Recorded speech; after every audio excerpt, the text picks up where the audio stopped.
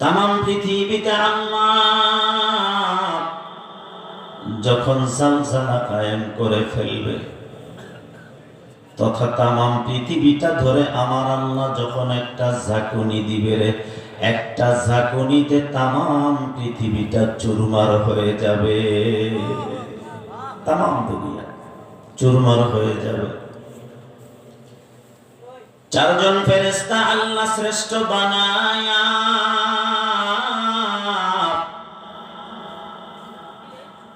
হযরত ইসরাফিলকে আল্লাহ বলেন, ইসরাফিল, তোমাকে আমি আল্লাহ কোনো ডিউটি দিব না, কোনো কাজ দিব না, একটি মাত্র তোমার ডিউটি কাজ, সিংহাটা হাতে নিয়ে দাঁড়িয়ে থাকো। বলে আল্লাহ কতক্ষণ? আল্লাহ বলে আমার হুকুম না আসবে যতক্ষণ। জোরে বলেন আল্লাহু আকবার।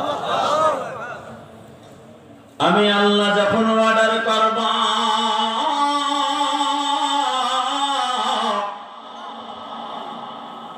তুমি প্রথম ফুৎকার দিবা,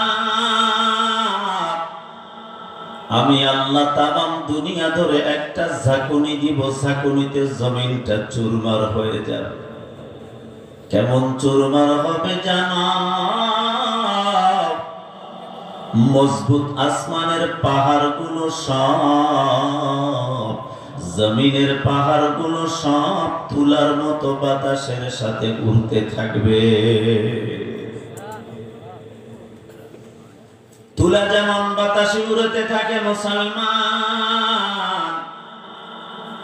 আমার আল্লাহর ঝাঁকুনিতে পাহাড়গুলো সব তুলার মতো উড়তে থাকবে। আল্লাহ ডাক দিয়া বলবে, আজরাইল, ও মালাকুল মউত, তুমি বলো জমিনে কি জিন্দা আছে বলো। মালাকুল মউত বলবে, আল্লাহ,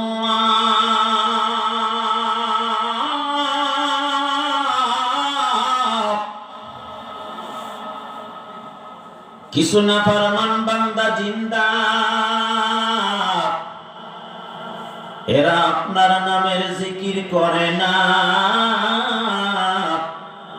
এরা আপনার হাবিব কিবরিয়ার উপরে দুরূদ পড়ে না, এরা আজান দেয় না, আজান শোনার পরে এরা মসজিদেও যায় না। নবীজি বলে, উম্মত, যেই পর্যন্ত একজন গোলাম আল্লাহ বলার মতো থাকবে রে, ওই পর্যন্ত কিয়ামত যিনি দিবেন না তিনি কে? আল্লাহ ডাক দিয়া বলবে, নাফরমান গুলোকে থাম,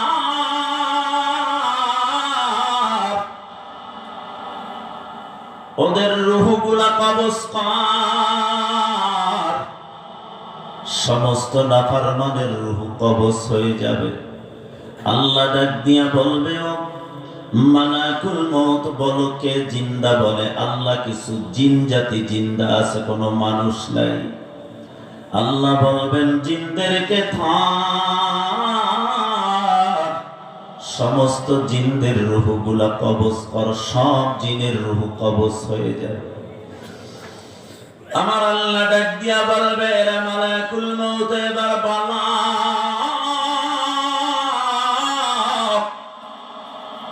দুনিয়ার জমিনে কে জিন্দা আছে বলো। ডাক দিয়া বলবেন, আল্লাহ, আপনার জমিনে এখন শুধু কিছু ফেরেশতা জিন্দা আছে আল্লাহ। আল্লাহ বলবে, সমস্ত ফেরেশতাদেরকে ধরো, ফেরেশতাদের রূহ কবজ করো। সমস্ত ফেরেশতাদের রূহগুলা কবজ হয়ে যাবে। আল্লাহ বলবে, আর কে আছে? বলে আল্লাহ, আমরা আপনার হুকুমের গোলাম চারজন আছি, আমি, মালাকুল মউত, আমার ভাই জিবরাইল, আমার ভাই মিকাইল, ইসরাফিল, চারজন। আল্লাহ বলবেন, তুমি ছাড়া বাকি তিনজনের রূহটা কবজ করে দাও। তিনজনের রূহ কবজ হয়ে যায়। ডাক দিয়া বলবে, মালাকুল মউত, কে জিন্দা আছে বলো। মালাকুল মউত বলবে, আল্লাহ, আমি আপনার হুকুমের গোলাম, মালাকুল মউত ছাড়া আর কেউ নাই রে আল্লাহ। আমার আল্লাহ ডাক দিয়া বলবে এবার তুই মা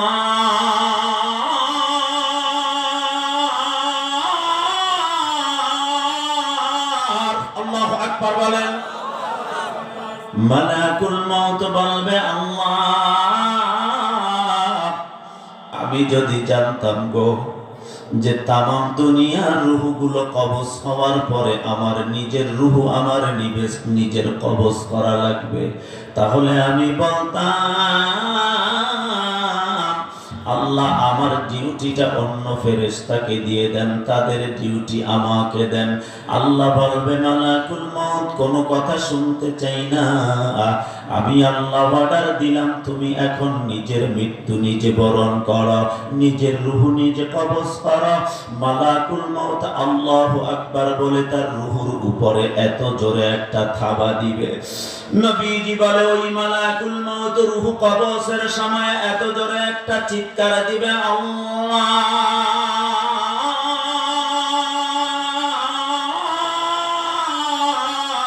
আল্লাহু আকবার, এত জোরে চিৎকার দিবে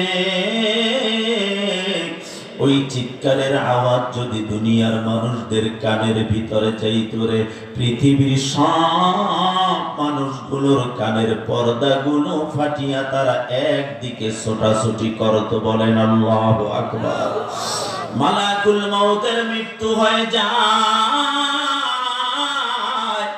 আমার আল্লাহ বলে ইদা সুলসিলাতিল আরদু জিলজালাহা, যখন পৃথিবী তার কম্পনে প্রকম্পিত হবে। 2 নম্বর আয়াতে আমার আল্লাহ আবার জানায়া দেয় ওয়া আখরাজাতিল আরদু আসকালাহা,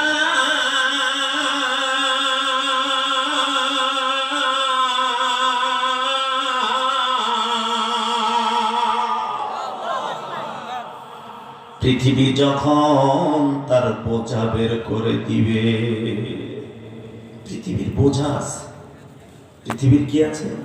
বোঝা আছে। আল্লাহ বলে ওয়া আখরাজাতিল আরদু আসকালাহা, পৃথিবী যখন তার বোঝাগুলো বের করে দিবে,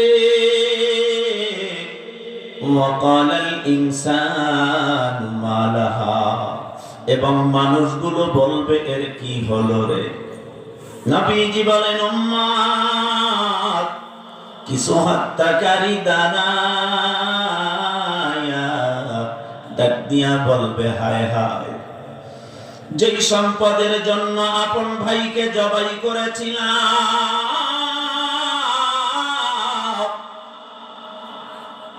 পৃথিবীর যেই সম্পদের জন্য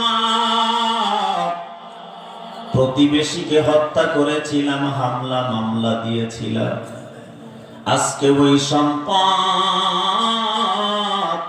আমার কোনো কাজে আসলো না। নবীজি বলেন উম্মত ওই সময় কিছু মহিলা দাঁড়িয়ে যাবে দুনিয়ার জমিনে যারা পরকিয়া করেছিল, আপন স্বামীকে বাদ দিয়া অন্য পুরুষের সাথে স্বামীর অর্থ নিয়ে ভেগে যায়, আওয়াজ দিয়া বলেন আছে না নাই? ওই দিন তারাই দাঁড়াইয়া বলবে হায় হায়, যেই স্মরণের জন্য পাগল, যেই অর্থের জন্য বড় পাগল ছিলাম, যেই টাকার জন্য বড় পাগল ছিলাম, যেই ক্ষমতার জন্য বড় পাগল ছিলাম, যেই চেয়ারের জন্য বড় পাগল ছিলাম, আজকে আমার ওই সম্পদ আমার কোনো কাজে আসলো না। আজকে দেখি সব সম্পদগুলো বের হয়ে গেল। আমার আল্লাহ 4 নম্বর আয়াতে আবার জানায়া দেয় ইয়াউমা ইদিন তুহাদ্দিসু আখবারা,